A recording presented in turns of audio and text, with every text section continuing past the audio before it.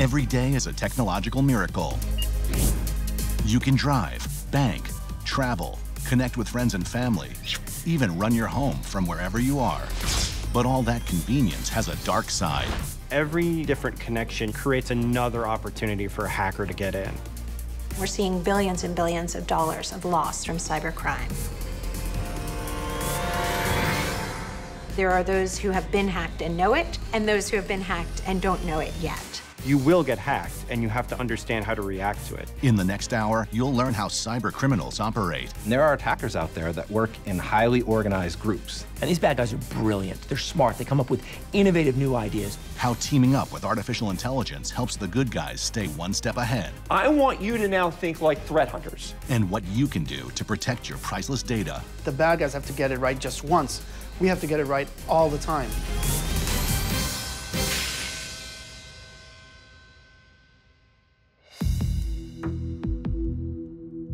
The internet was born in the late 1960s as ARPANET, a small network of government computers sharing information from opposite sides of the country. By the early 1980s, people all over America were dialing into the internet from their schools, homes, and workplaces.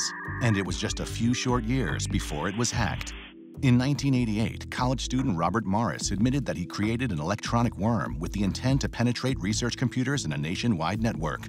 The first hackers were interested in exposing flaws in the early world of the internet. It was called the Morris worm, after the college student who actually developed it. In his attempts to try to gauge the size of the internet, develops one of the most replicated worms that we've seen on the internet. As he was developing it, he made a coding error.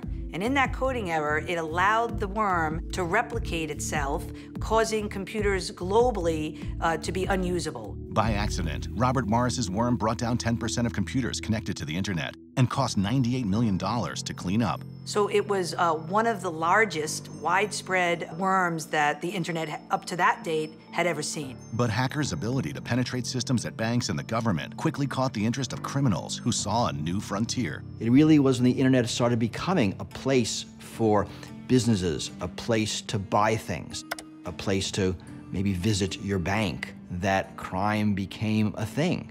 While robbing a bank meant exposing yourself to physical danger and risking your life,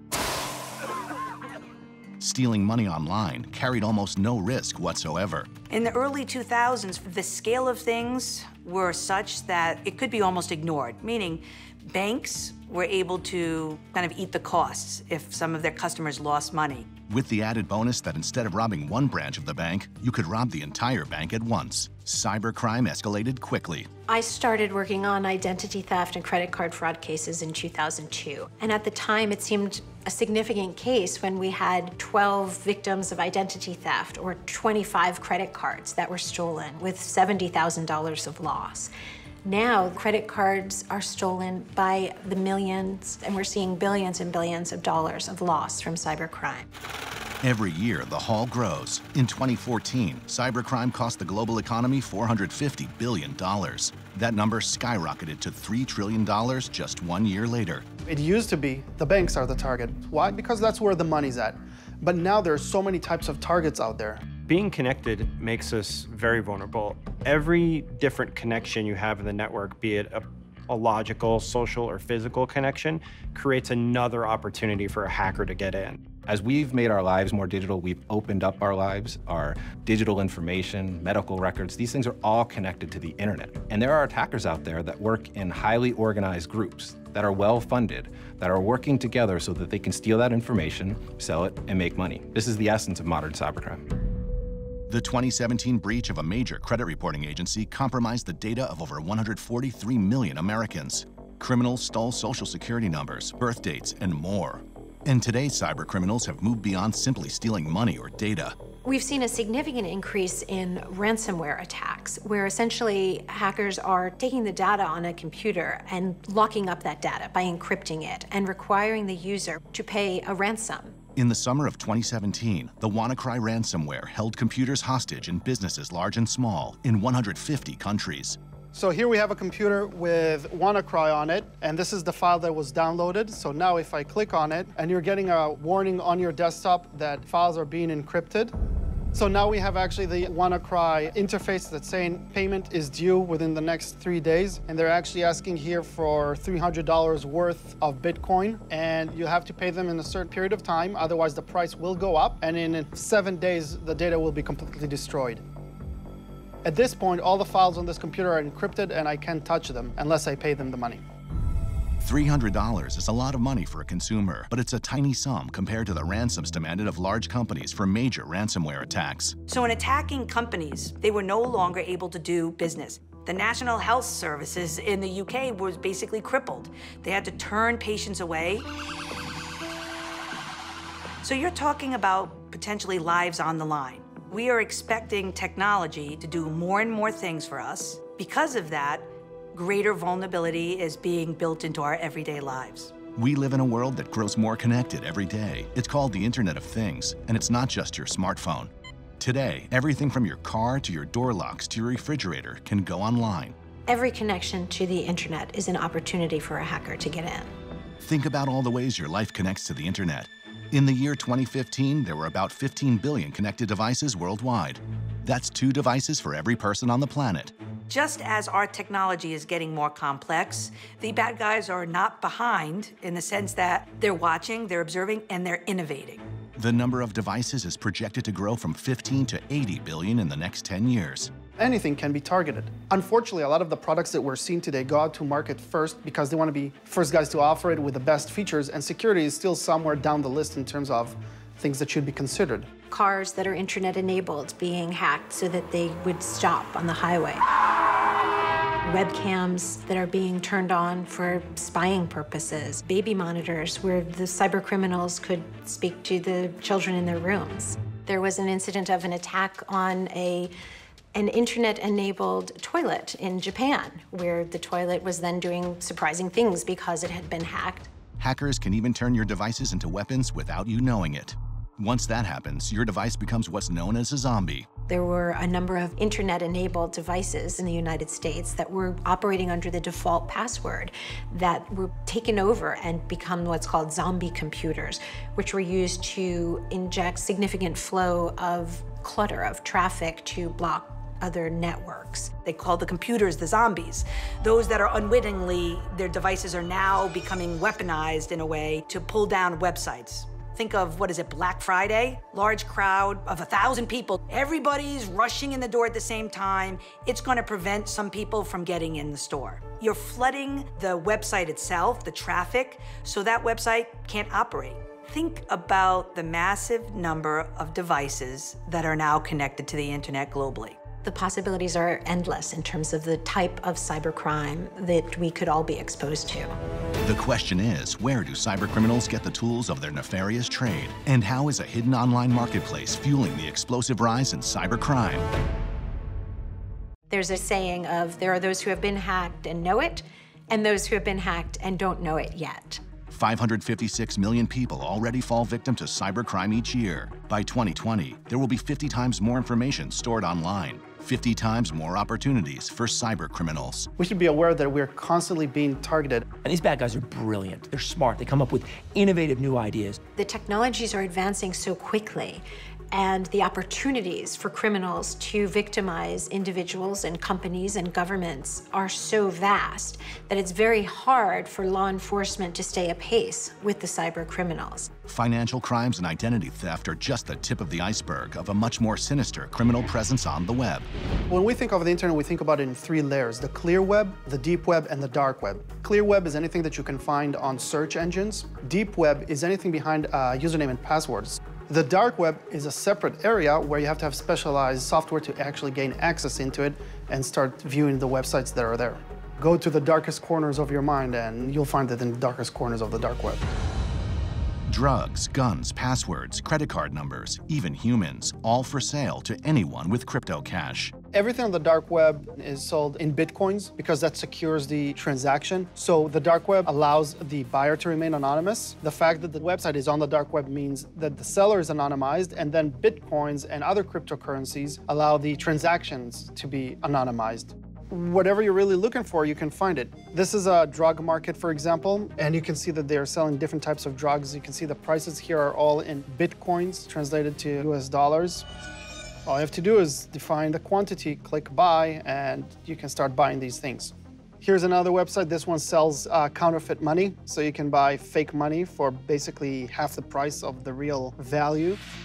So these guys will create passports, ID cards, driver's license. You can see the prices in Bitcoins are much higher here. And we're really just scratching the tip of the iceberg because it gets a lot deeper and nastier the more you go down this rabbit hole. The dark web is a place where cybercriminals can gather with impunity. You should ask yourself, how will I as a bad guy get the service from this other bad guy? And that's why criminals created markets where you don't have to just trust this guy who says who he is. You can see actual ratings and products. Just like you would look up ratings and reviews before choosing a restaurant or making a big purchase online. Cybercriminals shop for sophisticated hacks and scams on the underground markets of the dark web. And here you can actually search for whatever you want. So for example, I searched for ransomware. I can see the actual vendor and the offer and the price. And then you'll get full information about the offering. So this seller, for example, has 556 five-star reviews in the last month alone. These were left a couple of days ago. What can I say? My new #1 fraud guy. So now you know that you buy from this guy and you can buy with confidence because he delivers. This is how you create trust in an untrusted environment. They created a market which is safe for them to deal with. These markets exist and they're thriving. A couple of them have been taken down by law enforcement, which is great, but there are dozens others. Life has become easier for the criminals today. We have to keep in mind that our information is out there. So whether if it's your personal computer that's going to be targeted by some sort of virus, or a company that you work with, or somewhere that you bought something, we have to assume this type of information will be available to attackers at some point.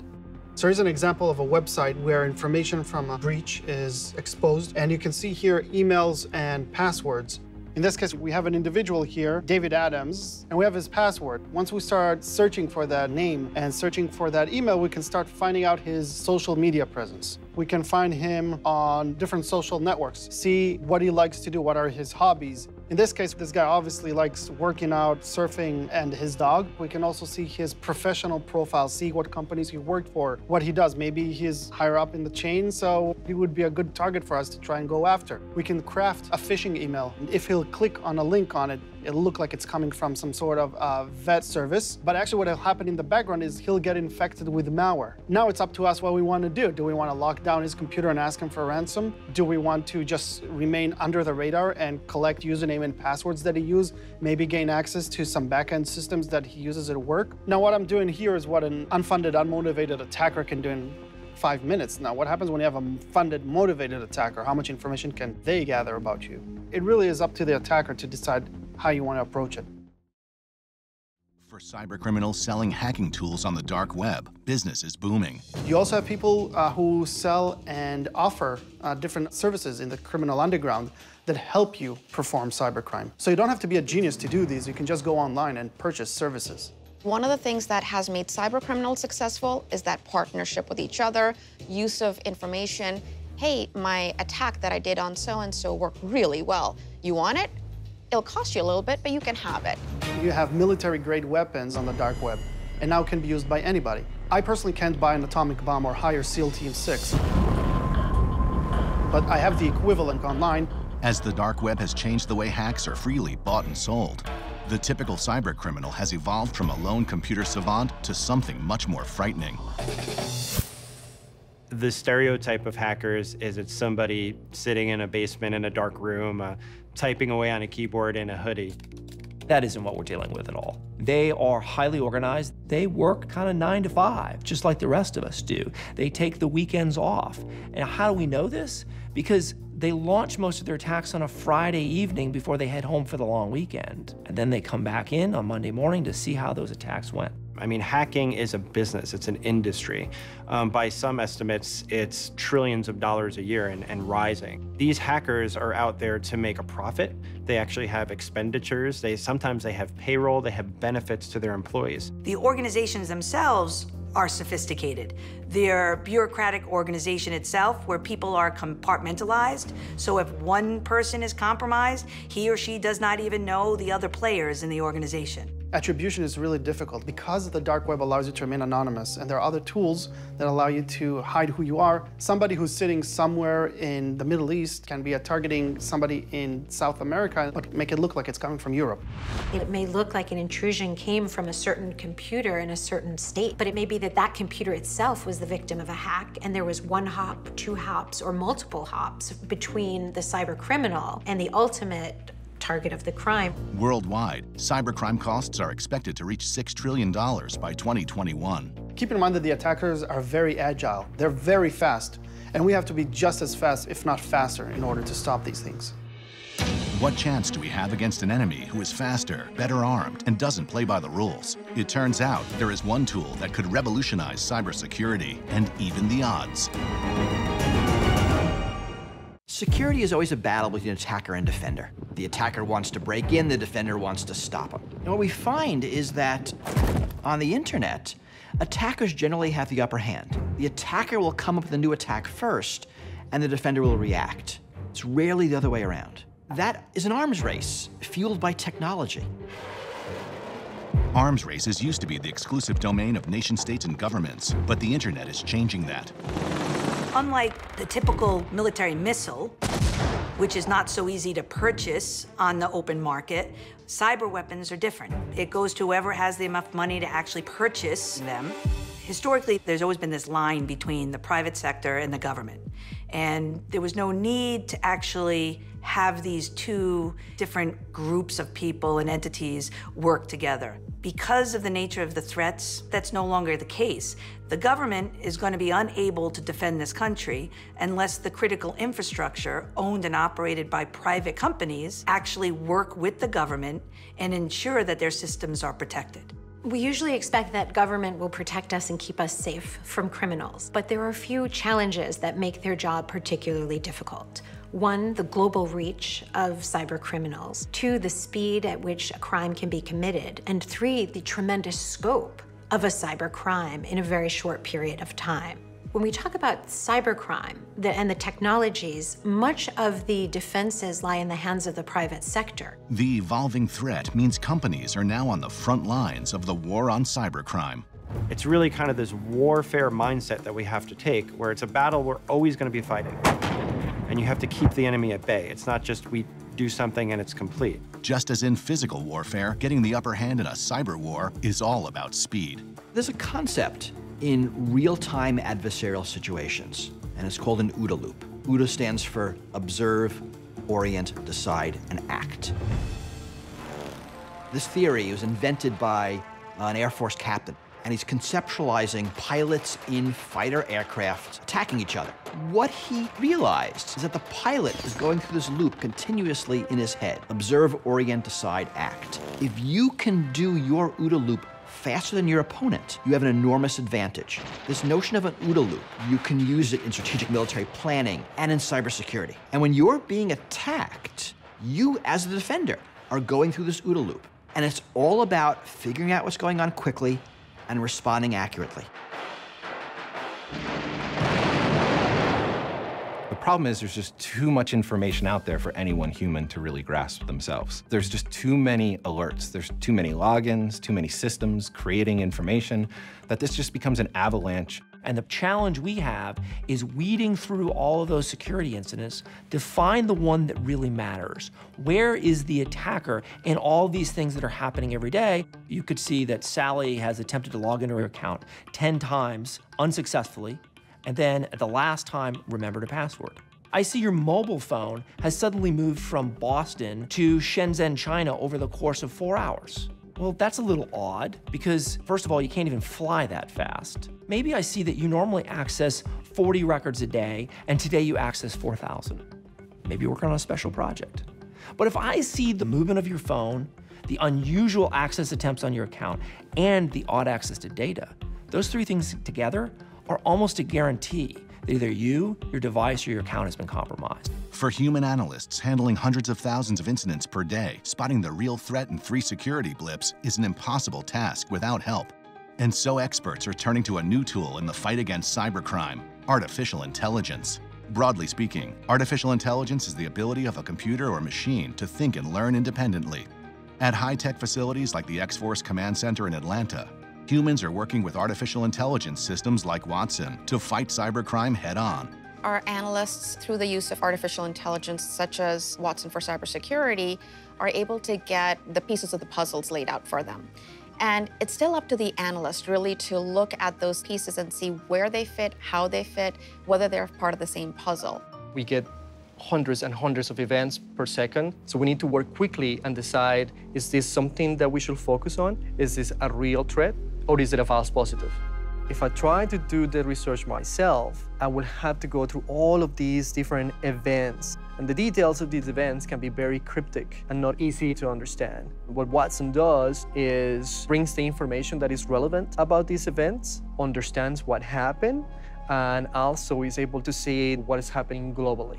You saw all those events come in very rapidly. There is an augmented intelligence engine that goes through those events, correlates them, and detects suspicious activity. And when suspicious activity is recognized, then it's brought to this screen in a way of an alert.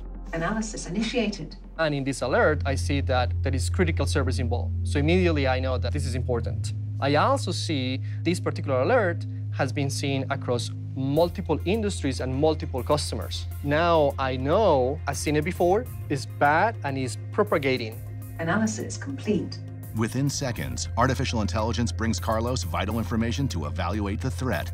These cards are communicating to me the severity of the previous alerts. Since this is red, it gives me a hint that this was a critical issue. It gives me some indication how credible that particular alert is. Now I'm gonna deep dive into the alert. The company is called Beninox. John Beckett is the user that was found to be involved with this alert. This computer is very important. It belongs to the corporate network, and all of that information gets correlated here. Carlos asks the computer to connect the dots. Watson Advisor found some files that were suspicious, some URLs, some IP addresses. And what makes Watson Advisor powerful, it was able to tell me that they're not just IP addresses, they're not just files. They are related to a campaign. Within minutes of receiving the alert, Carlos, with the help of artificial intelligence, has uncovered a massive criminal plot. This is a campaign that is affecting multiple companies. So there is a group that is using some particular type of malware to attack. The campaign is Shamoon. The computer refines its search results in a simple graph. Carlos can quickly trace the threat and see how deeply the Shamoon malware has infiltrated the system. Watson has enriched this particular knowledge graph, and I can see that, okay, John Beckett went to some IP addresses and websites that seem to be malicious, downloaded this file. This file has a particular signature. That signature now tells me this is related to the Shamoon malware. Very relevant and very toxic. An analyst can spend a couple of hours doing research on something like this that Watson can bring in just a couple of minutes. And that increases our efficiency so much. With artificial intelligence, we have access to information that we exchange with each other, and that enhances our ability to get ahead of the threats. And in other cases, when bad things do happen, work together to make sure that we are able to address it faster. Artificial intelligence systems like Watson process data at superhuman speeds. In the time it takes Carlos to enter his search terms, Watson can read hundreds of thousands of articles and share what it's learned. Watson allows the security analyst to ask the Watson machine to actually elaborate on a security alert that they're trying to investigate to see what Watson knows about it. So very, very quickly, all of that data will be available at the fingertips of the analyst. It's important to know that Watson doesn't replace the human. Watson is an assistant. This is an era of man and machine working together. But before man and machine can defeat cybercriminals, AI must learn to think like a human. Can AI's learning keep pace with the emerging threats, or will it be left behind? Cybersecurity specialists around the world are waging a new kind of war, one in which the old ways of securing data are obsolete. The attackers are evolving their tools. The malware that they deploy, the attacks that they use are constantly changing. In fact, they might be morphing every single second. I can't tell you how many times I walk into a customer and they're showing me this great, virtual moat they've built. It's 40 feet wide, it's 80 feet deep. We even spent extra money, Caleb, on the alligators. Well, that's great, until somebody shows up with a canoe. In this era of rapidly evolving threats, there are actually two enemies: cybercriminals and information overload.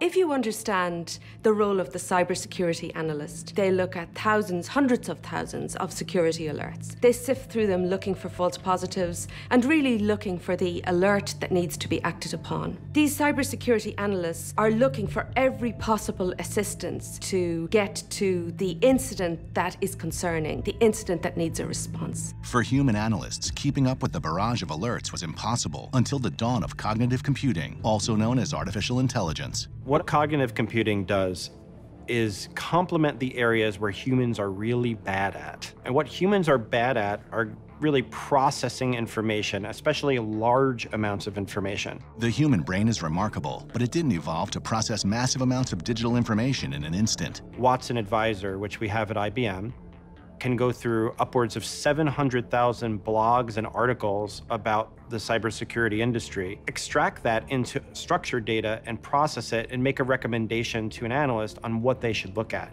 But before AI can join the fight against hackers, it has to learn the language of cybercrime, a shadowy dialect filled with slang, inside jokes, and confusing jargon. If you consider the jargon used in the cybersecurity domain, you'll hear the term honeypot, and it doesn't mean a jar of honey as we might know it. So you've got to teach Watson what that term means in the cybersecurity context. Training artificial intelligence is a complex process that requires lots of human intervention to get right. So you can think of Watson just like a child. When you're teaching a child a language, you don't directly start off with Shakespearean vocabulary. You just start off with a limited set of information. Similarly, you start off with a limited set of information for Watson.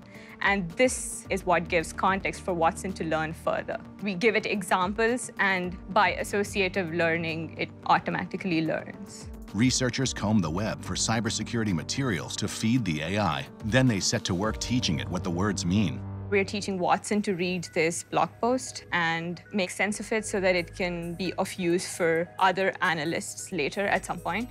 We definitely guide Watson in order for it to be able to firstly recognize the language that we speak in. Then it has to process that language because Watson is just a machine. And after it processes the language, it has to understand or make connections. And that is truly its cognitive capability. Those connections are really important because there is just a plethora of information out there in the internet, which not everyone has access to and not everyone can process and assimilate in a quick span of time. Giving the artificial intelligence this context is key to its cognitive capability. Next, Preeti teaches it how words relate to each other. We are using ransomware, which is a common security term. We are indicating to Watson to understand that, okay, whenever I see this word called ransomware, it means I have to associate with malware. Training like this helps artificial intelligence bring structure to the otherwise shapeless information of the internet. Instead of returning all the information the internet has about a particular threat, AI can bring an analyst only the information he or she needs. As and when it processes these millions of documents, at one point we stop the hand-holding and let Watson try and learn on its own, make educated guesses, and come up with these kinds of vocabulary for unseen documents. So this is how it learns and it applies. And cognitive capabilities go even further. It's not just a one-way communication. As analysts look to create rules that help them detect new threats and protect against them, the artificial intelligence is learning. It's looking at how is the analyst applying the data, what is it that they're finding and doing. So as this partnership between technology and human continues, we look at getting smarter, more efficient, and being able to really protect faster. The humans are teaching computers to be better. But even with the most sophisticated defenses, cybercriminals sometimes get lucky. The best defense is to prepare for the worst. Coming up, what happens when real people go head-to-head against well-armed cybercriminals? This is complete chaos right now. Will they use this cybersecurity range to defend against hackers or crash and burn? Run it past me before we get it going, then we're gonna get it out. Cybersecurity breaches, they're a fact of life these days. A major credit bureau faces harsh scrutiny for waiting months to notify Americans their personal information was stolen. Many, if not most, of the major large-scale breaches we've seen over the last year or two, the response to the breach is causing more damage than the breach did itself. IBM has built a cyber range modeled on military training ranges to help companies practice for the inevitable. This type of simulation environment is all about building the proactive skills that you need to respond in crisis and be able to do that with confidence. This is something where we're able to bring and promote cybersecurity as a whole versus just looking as a security incident. Today, we're going to go through an actual live simulation. Think about it kind of like a flight simulator, where you get a chance to take charge, sit in the pilot seat, make mistakes, and it's okay to crash that plane. We'd rather have you fail in here than outside in the real world, right? No matter who walks into this range environment, this is about practicing, and it's built in as muscle memory. So let's see how you do today. We're going to introduce you to our company that we've set up for you, which is Bain & Knox. If I suddenly have a cardiac episode, do you want to be pulling out a manual and learning CPR for the first time? No. You want to have practiced it and rehearsed it so you know what to do, you know what steps to take. It's the exact same thing when responding to a cybersecurity incident. The only difference is rather than me having a heart attack, it's the company. You're all new Bain & Knox employees. You know, you've got your employee badges. Now, today, Bain & Knox is going to be a large financial institution. Now, a couple of things about Bain & Knox. You'll notice that Bain & Knox has a stock price. It has social media feeds that we're tracking, and all of kind of the aspects that you'd expect of a real company. We're going to learn a little bit about its environment.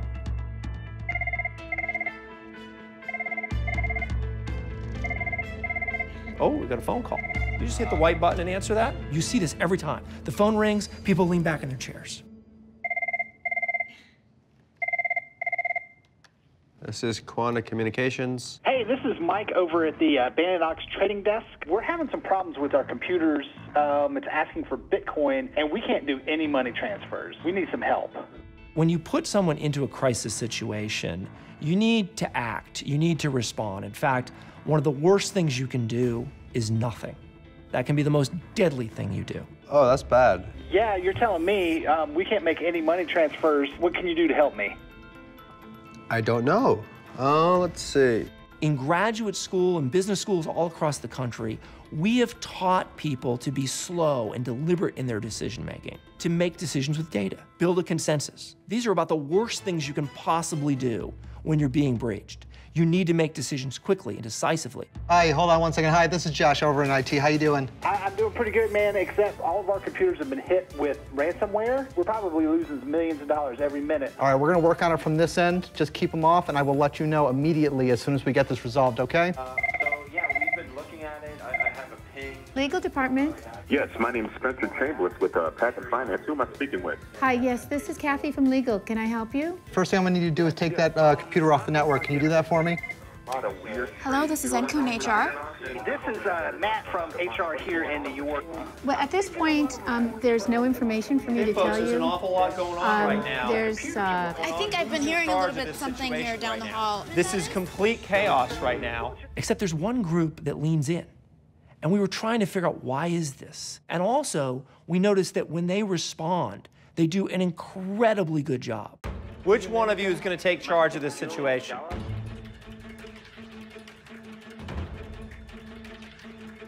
I'll do it. You're in charge. Figure out what's going on. Put him on hold real quick. What's his issue right now? He's give me the bullet. Security license is expiring today, and we need to pay, otherwise go. That's most likely a scam. Get a number, we'll call him back. Matt in HR on hold, and he's got all these employees calling about different issues with their computers. So we started asking, like, what's your background? Where did you go to school? What did you study? What's your job? And we noticed two things started popping up over and over again. Get a phone number, we'll call him back as soon as we're done. The first one's not a complete surprise. Military experience. Anyone with military experience here responds incredibly well. What do you have? Yeah, so I've got the stock is trading. There's a lot of stock being sold. The stock price is being impacted. Draw something up with her, run it past me before we get it going, and then we're going to get it out. The second one was people with emergency medicine experience. Because if you think about it, those are two roles where you have to make decisions in a hurry with limited information. And you have to do that comfortably and be willing to fall back on those decisions. Disconnect him.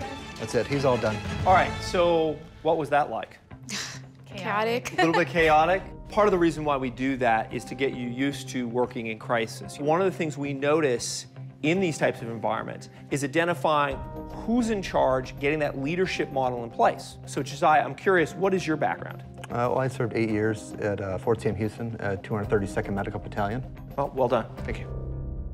What does a firefighter do all day?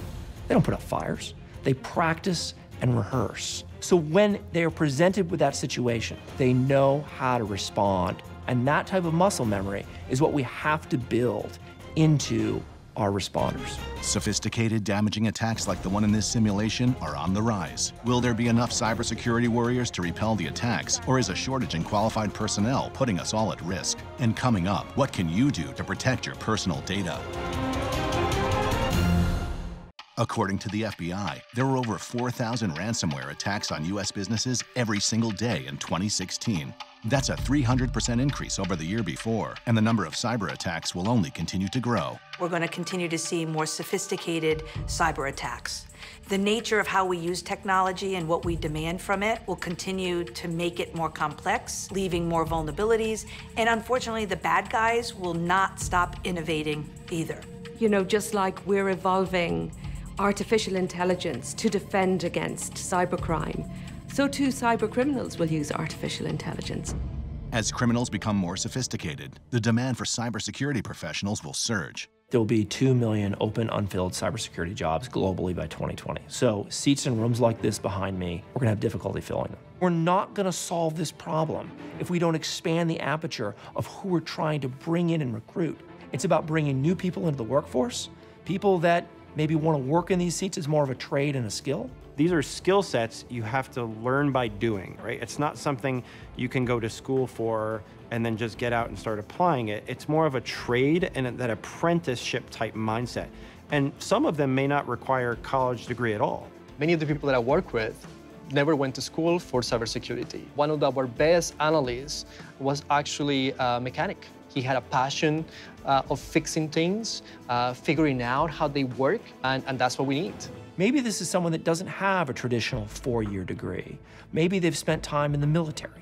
Maybe they've spent time working in an operations floor like this and have learned that craft through doing. So this isn't a blue collar versus white collar type of thing. This is a new collar thing. Whether you choose to join the ranks fighting cybercriminals or not, there are a few simple, powerful steps you can take to secure your own data.